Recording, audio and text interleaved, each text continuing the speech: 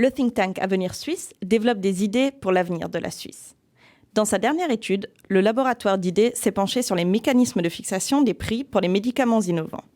Nous voulions en savoir plus sur cette étude et les solutions proposées et avons posé 5 questions à l'autrice. Les progrès de la médecine ont permis le développement de médicaments très innovants. Mais leur conception coûte cher et il en résulte des prix élevés et des négociations compliquées. Alors en plus de retarder l'accès pour les patients, cela menace aussi les primes maladie. Une nouvelle solution pour garantir un accès rapide, tout en modérant la hausse des primes, est nécessaire. S'il est vrai que l'industrie pharmaceutique est un pilier important pour la Suisse, l'inverse ne l'est pas. Avec moins de 9 millions d'habitants, le marché suisse ne représente même pas 2% du chiffre d'affaires pharmaceutique. Il est nécessaire d'agir pour que la Suisse conserve son attractivité et fasse partie des premiers pays à bénéficier de médicaments innovants. Une fois que Swissmedic a autorisé un nouveau médicament, celui-ci serait immédiatement pris en charge par les assureurs à un prix provisoire.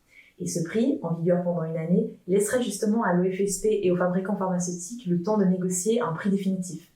On garantit donc aux patients un accès immédiat, tout en permettant une négociation équitable des prix. Quelle est la valeur d'un médicament qui permettrait de vivre 20 ans de plus en bonne santé ? Cette valeur, elle est déterminante pour fixer le prix d'un médicament, mais elle ne peut pas revenir entièrement à l'entreprise pharmaceutique. Une partie doit aussi profiter à la société. Et c'est pourquoi nous proposons une façon de mesurer objectivement cette valeur, ainsi qu'une clé de répartition. Même si le prix d'un médicament est élevé, tant que peu de patients sont concernés, ça n'aura que peu d'impact sur les primes. Par contre, si une maladie est très répandue, l'impact sera conséquent. Mais dans ce cas, le producteur pharmaceutique va profiter d'économies d'échelle qui justifiera un rabais.